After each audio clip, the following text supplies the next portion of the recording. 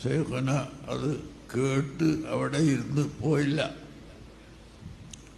2 മണിക്കൂറിലധികം ഞാൻ വയത് പറഞ്ഞു. അന്ന് വയത് പറയുമ്പോൾ എനിക്ക് വല്ലാത്ത വിയർപ്പാണ്. വല്ലാത്ത വിയർപ്പ് എന്ന് പറഞ്ഞാൽ കുപ്പായവും ഒക്കെ നനഞ്ഞ് ഇങ്ങനെ പിഴിഞ്ഞാൽ വിയർപ്പ് ഇങ്ങനെ പിഴിഞ്ഞാൽ വെള്ളം പെയ്യുന്നതുപോലെ വരും. അതുകൊണ്ട് ഞാൻ തലയെക്കെട്ട് കെട്ടി ദുആ കഴിഞ്ഞാൽ തലയെക്കെട്ടെടുത്ത് മേശപ്പുറത്ത് വെക്കും. എന്നിട്ടാണ് വയത് പറയുക. ഇങ്ങനെ വയത് കഴിഞ്ഞതിന് ശേഷം എന്നെ ഒരു മൂലയിലേക്ക് കൂട്ടിക്കൊണ്ടുപോയി ഇതെന്തിനാ തലയെക്കെട്ട് എടുത്തു വെച്ചാണെന്ന് ചോദിച്ചു. അപ്പം ഞാൻ പറഞ്ഞു, നിങ്ങൾ കണ്ടില്ലേ എൻ്റെ കുപ്പായൊക്കെ നനഞ്ഞിട്ട് വിയർപ്പ് ഇങ്ങനെ വലിക്കുന്നുണ്ടല്ലോ.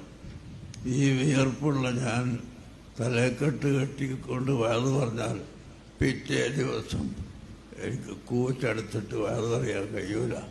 അതുകൊണ്ടാണെന്ന് പറഞ്ഞു. അപ്പം എന്നോട് വാക്കിൻ്റെ ഗൗരവം, നാളെ മുതൽ നിങ്ങൾക്ക് ആ രോഗം ഇല്ല. ഒരൊറ്റപ്പുറത്തിനൊക്കെ പറയും. അള്ളാഹു ശിവയാക്കട്ടേതോ അല്ലെങ്കിൽ കുറച്ച് കഴിഞ്ഞിട്ട് മാറിക്കോളുന്നൊന്നുമല്ല. നാളെ മുതൽ ആ വിയർപ്പിൻ്റെ രോഗമല്ല. അവിടെ നാളെ മുതൽ തലയെക്കെട്ട് കെട്ടാണ്ട് അത് പറയേണ്ടെന്ന് പറഞ്ഞു. അങ്ങനെ പിറ്റേത് മുതൽ എൻ്റെ ആ രോഗം ഞാൻ കണ്ടിട്ടില്ല. ശരീരമൊട്ടാകെ വിയർത്ത് കുളിച്ച് പറയാൻ കഴിയാതെ ആവുന്ന അവസ്ഥ ഉണ്ടായിരുന്നത്. പിന്നെ എനിക്കത് കണ്ടിട്ടില്ല. നാളെ മുതൽ അതില്ല എന്നാ പറഞ്ഞത്. അപ്പോൾ ഇന്നമിന് ബാധില്ലായി മൻ ലൗ അഖ്സമ അലല്ലാഹി ലഅബറഹു എന്ന ഹദീസ് ഞാൻ ഓർക്കുകയുണ്ടായി.